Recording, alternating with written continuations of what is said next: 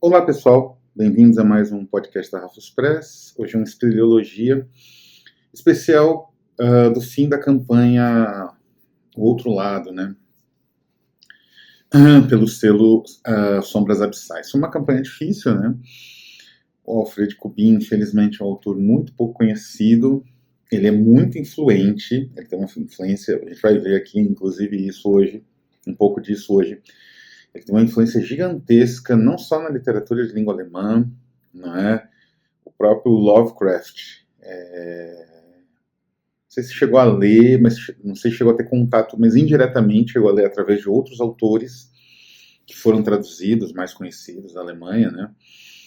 E ele, praticamente, o Kubin, esse romance fez uma revolução em tudo que a gente veio a conhecer como expressionismo e decadentismo em língua alemã, né? Então é um romance de uma importância cabal, assim, né?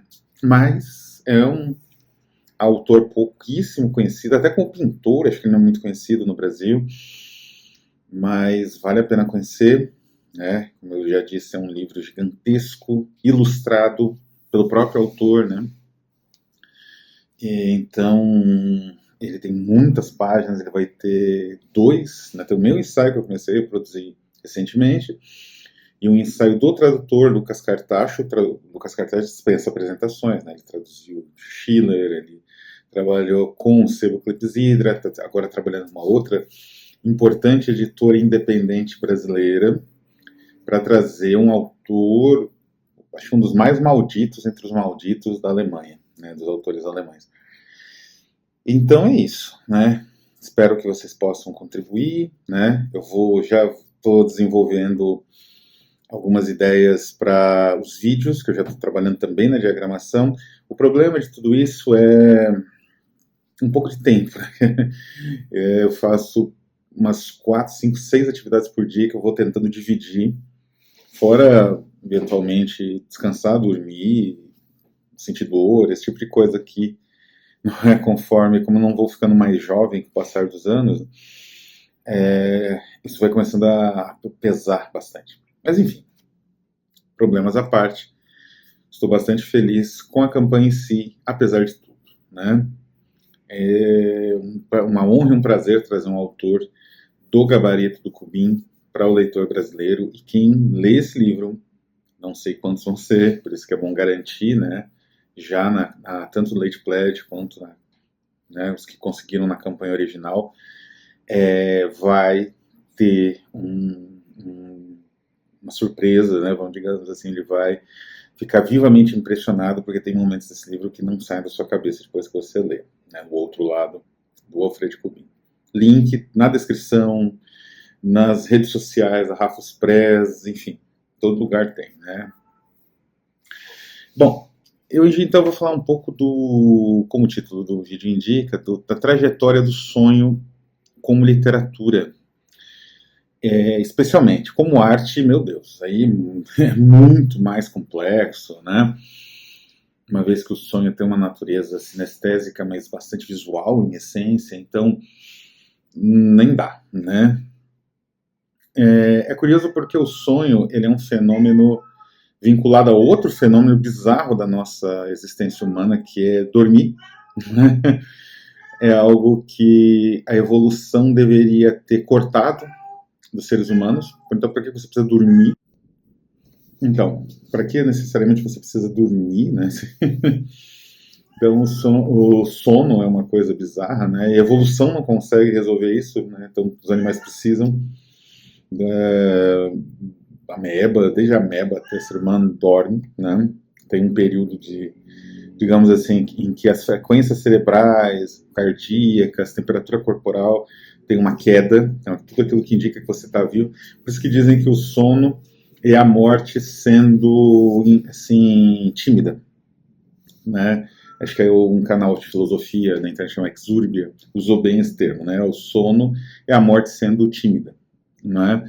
Então, ao invés da morte vir pegar tudo, ela é tímida e deixa os seres vivos experimentarem ter um saborzinho de como ela funciona, digamos. Então, cai, né, a temperatura corporal, cai os batimentos, não é? o cérebro entra num outro modo muito diferente. Então, digamos assim, o sono e o sonho, por consequência, eles têm uma camada muito material, não é, de estruturação, é um fenômeno muito material. Mas, curiosamente, ele costuma, as interpretações e as tentativas de percepção do sonho, sejam elas psicanalíticas, sejam de qualquer outro tipo, costumam sofrer uma negação de indivíduos que se dizem materialistas, que é meio bizarro, né? Porque, afinal, o sonho faz parte da existência humana como, sei lá, defecar ou respirar, né? Coisas também que a evolução não consegue resolver e talvez nunca resolva, não é? Nós somos animais e continuaremos sendo, não é? Só que animais com consciência. E o sonho, então, ele se infiltra nisso. É uma das atividades provavelmente mais antigas, né? Quer dizer, o ser humano ele convive com isso há muito tempo. Provavelmente essa teoria do Theodor Adorno, ele está aqui na minha lista, inclusive, aqui o livro dele. Essa teoria, né, o Green Notes, né? Então, a teoria do Theodor Adorno é justamente que, ao fazer é uma teoria muito ousada, que eu não lembro de ter desenvolvido em outro lugar, a não ser em alguns aforismos do Dialética do Esclarecimento, que ao desenvolver uma certa uma diferenciação entre sonho e vigília, o ser humano se tornou consciente, né? Faz parte do processo. É claro que existem outros elementos e é de uma grande complexidade, e o próprio Adorno não pretendia resumir esse fenômeno a apenas isso. Mas isso é muito importante, porque animais tipo cachorro, eles não fazem essa diferenciação, né? E, enfim, então, o sonho é isso. Está presente nas civilizações humanas praticamente desde que o ser humano ainda era homo alguma coisa, não é? Homo erectus, não é? Etc. Nós também ainda continuamos homo, né? Homo sapiens. Sapiens. Mas nós já fomos homo muitas outras coisas, né? Nossos antepassados. Bom, o que acontece é o seguinte. O registro em literatura é bastante antigo também. O mais conhecido desses registros da antiguidade é o Artemidouro, né? O Oneirocrítica, né? Que é o livro do sonho, o livro de interpretação dos sonhos. Existe uma espécie de oneirocrítica na própria Bíblia, no episódio de José, no Egito. Ele interpreta o famoso sonho da vaca magra, das vacas magras e vacas gordas, não é? Da prosperidade e da miséria. Esse é um sonho do faraó que, na narrativa bíblica, é interpretado pelo José, uma espécie de oneirocrítico, né? Que é o intérprete dos sonhos da antiguidade. O Artemidouro é mais célebre, mas eu tenho certeza que tem livros na China anteriores ao dele,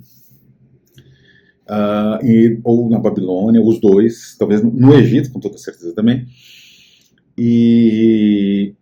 Mas ele meio que consagrou um esquema que vai acontecer muitas vezes e que é, de novo, muito curioso, né? Porque, assim, o sonho, ele tem uma estrutura. Você percebe, né? Quer dizer, nós tendemos a não entender que aquilo é um sonho. A nossa mente, de certa forma, instintivamente capta, tanto que quando se torna um pesadelo muito intenso, nós nossa mente instintivamente muda algumas imagens de posição, digamos assim, para não ser algo tão traumático, não é? E uma hora você acorda, seu corpo dá um sobressalto e você acorda, né? Então, outra postura instintiva de defesa diante da intensidade do sonho, muitas vezes, né? Então, de certa forma, existe uma consciência, um mecanismo quase, né, no limite da consciência que detecta que aquilo ali é uma atividade onírica, mas nós não, digamos assim, é uma atividade de pulsações né, pulsos elétricos no interior do próprio cérebro. Né? E mesmo essas digamos, fluxos, né, esses fluxos elétricos no cérebro, nós temos uma vaga ideia de como isso tudo funciona, porque nós não conseguimos dirigir o sonho, né? Nós não conseguimos registrar o sonho. Mas, digamos, de tanto a gente estar imerso no sonho, de certa forma, desde um momento muito cedo, provavelmente desde o momento em que nós temos uma consciência mais clara do que é sonho e que é realidade, bebês provavelmente também não devem ter muito isso claro.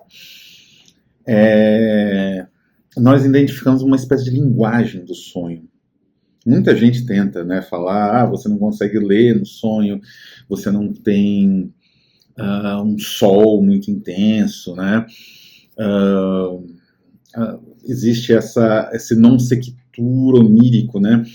Você está num lugar, aí você começa a andar, ou nem precisa andar, né? Acontece alguma coisa, já está em outro lugar, não é? E isso, inclusive, alimenta ficções e tal. O cinema trabalha muito com esses elementos, porque parece uma montagem cinematográfica, de fato. Mas a verdade é que não é uma linguagem. Existe essa... Desde o Artemidoro, né? Porque o Artemidoro, o livro dele, Neurocrítica, era dividido em tipos de sonho que constituíam um diálogo com a realidade material. Quer dizer, o que aquele sonho, como aquele sonho poderia ser interpretado. Quanto tempo ele durava. Então, como o sonho poderia ser interpretado, né? Pela duração, quais sonhos são divinos e quais não são. Então, o Artemidoro ele busca dar toda uma espécie de fenomenologia do sonho, né? E esse é o grande problema, porque decifrando o sonho, de certa forma, como uma linguagem, ele comunica algo para o sonhador, né? Para aquele que está ali atravessando aquele momento do sonho, e esse comunicado que ele fornece dialoga com a realidade, mas não é assim que funciona, não é de uma maneira tão direta. Então, mesmo na época, né, ele sabe disso e ele quebra essas interpretações, né, tem um ritmo interpretativo, mas mesmo assim não corresponde ao que é realmente digamos assim, os ritmos do sonhar, né? Então, digamos assim, os teóricos estão sempre tentando entender o sonho como linguagem. O Freud, né, na interpretação dos sonhos, essa obra fundamental da psicanálise e tal, ele também tentava interpretar, na verdade ele faz uma moderna neurocrítica, o Artemidoro é uma grande referência dele. Mas, na verdade, o sonho não tem essa comunicação direta, o próprio Freud vai percebendo isso, né? Não existe uma interpretação só, né? Porque é um mecanismo, né, muito complexo de tensões, de traumas, de observações diárias, de angústia, enfim, né? Então o sonho ele é uma coisa muito sofisticada que a nossa mente produz noite após noite de uma forma única, né? Infelizmente nós nem lembramos sempre, né? Quanto mais registrar isso de alguma forma, né? Se fosse possível. E por conta dessa impossibilidade de registro, justamente, só a possibilidade de análise da linguagem do sonho, não é? Então, essas estruturas que eu mencionei, todos os teóricos sempre estão tentando fazer uma estrutura universal, mas não funciona. Uma gramática universal do sonho, mas não existe, não funciona, não dá certo. Você faz de uma forma mais imediata para casos. Aí funciona, eventualmente. Mas para uma teoria geral do sonho, né, você ter como existe uma teoria da montagem, ou a forma como a montagem cinematográfica foi se estruturando e todo mundo reconhece hoje, isso é impossível, né? Então a literatura serviu para registrar o que é impossível de registrar, mas todos nós passamos por isso noite após noite. Noite após noite, a morte é tímida conosco, nos oferece esse trajeto único, né? Noite após noite a gente acorda, esquece tudo isso, vai para o dia a dia, né, esmagador, volta, a gente deita, fecha os olhos, fica esperando acontecer alguma coisa, porque o sono para nós é basicamente isso, não é? O sono não é fásico, né? É um período... Foi no passado, na Idade Média, que as pessoas dormiam 6 da tarde, mas hoje ele é um período contínuo. E diferente de outros animais que com uma certa rapidez já entram em certo estado de sonho, demora. E às vezes demora bastante, né, para quem é insone. Então foi surgir uma literatura a respeito do tema, né? Essa literatura, eu já comentei deste livro aqui, que é fundamental, do Roger Caillois, uma coletânea, né? Poissons do Rêve, que são textos sobre o sonho, antigos e modernos, com um grande foco na China, que tem uma tradição muito única de onerocrítica, né? Mas já comentei desse livro, ele é fundamental para quem quer produzir, tendo em vista o sonho como referência, para quem quer conhecer elementos culturais em torno do sonho, para quem quer conhecer narrativas muito boas, tendo o sonho ali como elemento central, esse livro é indispensável. Infelizmente, nunca foi lançado no Brasil, tem tradução espanhola, não é muito fácil de achar, mas existe, da grande editora Atalanta, né? E dá para achar em algum lugar aí, no eBay, né, no eBooks, quem tiver muito interesse, vale a pena. Não é barato também, mas vale a pena. É uma leitura para a vida. Mas, além desse livro, eu queria trazer dois que são muito, muito peculiares. Eles representam duas formas diferentes de registro do sonho, porque o sonho ele pode ser registrado como ficção, como alegoria, como poesia, né? O sonho ele é um elemento que pode estar dentro de uma estrutura maior, por exemplo, uma estrutura narrativa ou poética, como ele pode ser um motivo central da trama, ou da produção poética, né? E nesses dois casos, o sonho é central, são reproduções de sonho, mas o que é interessante é que, primeiro que eles vão... Depois eu vou falar um terceiro exemplo que também é muito curioso nesse sentido, vai um pouco nesse mesmo campo, né? Porque esses sonhos, eles são reproduções escritas, o sonho registrado, né? Que é frequente, mais ou menos, né? Os surrealistas redescobriram o valor disso, mas já existia. A gente vai ver aqui um do século XVI. Então já existia sonhos registrados, já era importante o registro, e já era a metodologia que a gente já conhece. Dorme, deixa o caderno de anotações do lado da cama, acorda, imediatamente começa a escrever tudo que você acha que aconteceu, começa a escrever automaticamente, mesmo que seja coisa sem nenhum sentido, porque aí, quem sabe, dessa forma você recupera o sonho, o último sonho. Na verdade, também, nosso cérebro ele vai por ondas, né? Essas ondas vão definindo em que camada do sonho você está, né? Do sono, na verdade. Você está no sono profundo, que é o do REM, né? O nome da banda, os movimentos rápidos de olhos, né? Que você está no sono profundo, né? O sono profundo. Sonhando mesmo. Se você está num sono mais superficial, mas que também tem processos oníricos, não é? E até meio alucinatórios, e por aí vai, né? Então, são registros escritos. O primeiro deles é Os Sueños e Processos de Lucrécia de León. Lucrécia de León era uma mística espanhola que tinha seguidores. Ela tinha uma certa importância no século XVI, né? Ela tinha uma espécie de aura meio de líder de seita, obviamente, mas também de mística. E o elemento central do misticismo dela eram os sonhos proféticos que ela tinha. E o que aconteceu? Evidentemente, uma pessoa dessas no século XVI, na Espanha, época da Inquisição, não teria muito espaço, então ela acabou sendo encarcerada pela Inquisição.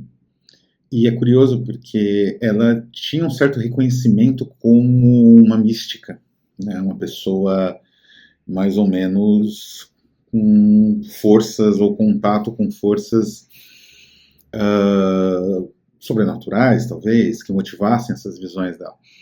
Então a Inquisição guardou e registrou todos esses sonhos da maneira como eu falei, que é a maneira dos surrealistas. Ela acordava, descrevia os sonhos e um funcionário da Inquisição, né, anotava esses sonhos e registrava ali no inquérito dela, né? Então, este livro aqui são esses sonhos registrados pela Inquisição. Alguns são analisados, né? Tem essa historiadora, a Maria Zambrano, acho que ela já é falecida, inclusive. Ela analisa longamente o sonho curtíssimo, que é um sonho sobre a queda do rei de Espanha. E é maravilhoso o sonho dela, né? Que ela vai relatando para a Inquisição. É o primeiro texto aqui. Vocês podem ver. É engraçado que esse texto ele tem até o registro de onde ficou na Biblioteca da Inquisição. Como é na Espanha, não sei se ficou na célebre Biblioteca do Tombo, né, que fica em Portugal, onde está os documentos da Inquisição portuguesa, uma parte pelo menos. Mas, enfim, esses documentos dela estão disponíveis até hoje, né? E aí geraram esse livro que é sensacional, da Tecnos, uma editora científica, né, com a perspectiva espanhola. E é um livro lindíssimo, é dessa série La Memória del Fênix, que substitui uma série que eu comento muito aqui, que é uma das grandes bases, eu descobri depois, mas se transformou numa base importantíssima da filosofia da Raffles Press, que é aquela rebeldes, né, heréticos e inconformados, né, que era a série anterior da Biblioteca Nacional de Madrid. Essa aqui é uma dos anos 80, 90 da Tecnos, né? Essa lindíssima capa com esse papel texturizado, né? Parece um papel casca de ovo, coisa assim, uma delícia de manipular. E é isso. Esses, então, são sonhos que ela vai relatando para alguém anotar, e depois os sonhos são interpretados por outras pessoas. A ideia da Inquisição era registrar tudo, todos os sonhos dela, não é? Mesmo, era para o inquérito, mas não era só para o inquérito, né? É muito bizarro isso. O outro é justamente o Adorno, o Theodor Adorno, Dream Notes, né? Aqui são notas que ele fazia dos sonhos dele, em cada lugar. Era durante o exílio, então tem Los Angeles, 6 de outubro de 1945, né? É um livro muito gostoso de ler. Foi traduzido para o inglês, por algum motivo que me escapa, nunca foi por uma editora que se chama, estou muito curioso, Polity, né? Nunca foi traduzido, é uma edição bonita, inclusive, né? Tem essa citação famosa do Adorno, que é lindíssima também, que os sonhos são obscuros, negros ou sombrios como a morte, né?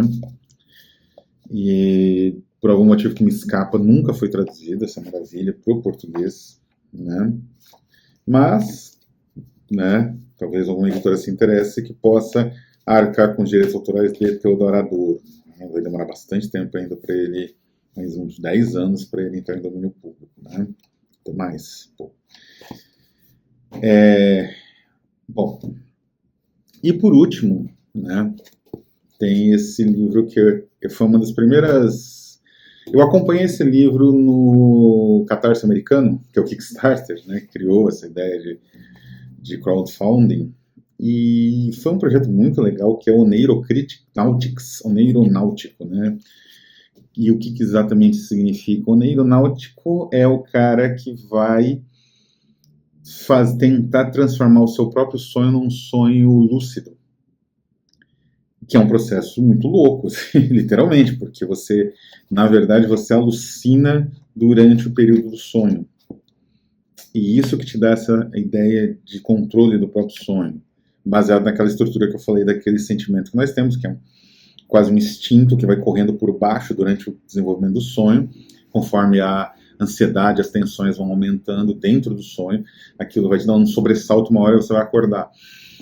Então, essa suspeita, digamos assim, é ideal que eles usam para fazer uma espécie de exploração do próprio sonho, né? Então tem disparadores, objetos, igual no próprio filme A Origem, né, de Nolan, com o DiCaprio, né, que eles tinham objetos. Aqui é a mesma coisa, você mentaliza o objeto para dormir.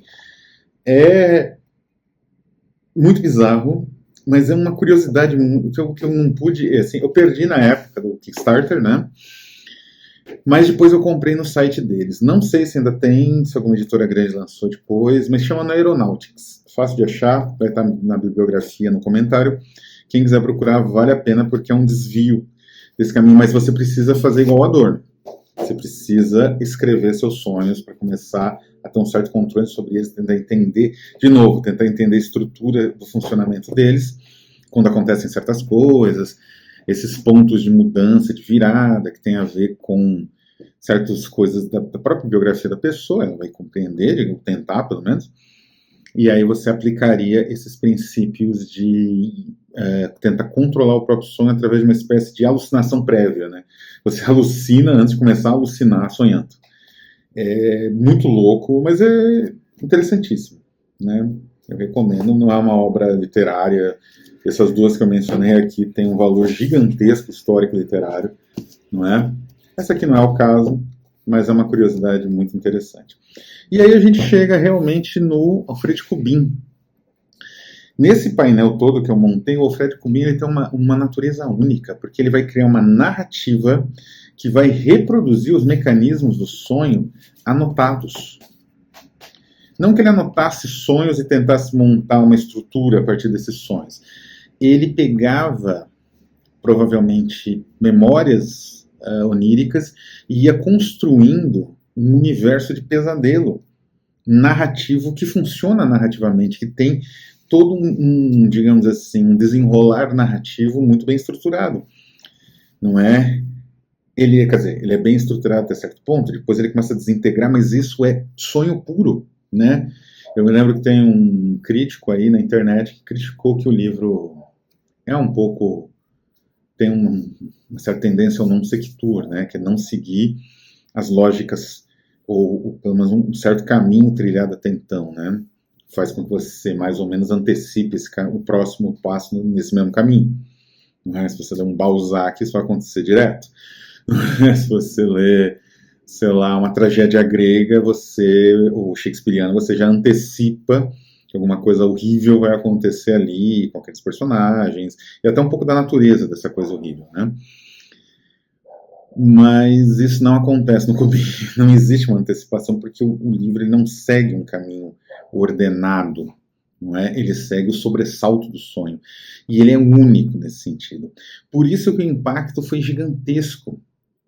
Todos os autores posteriores que trabalharam com o sonho, dos surrealistas ao Franz Kafka, dos expressionistas até, sei lá, né, os artistas mais pós-modernos, como o Raval, o Jodorowsky, que trabalham sonhos proféticos, né, o sonho como um elemento cultural complexo. Todos eles têm o Kubin como uma fonte. Pode ser que eles não tenham lido, evidentemente, mas é uma fonte.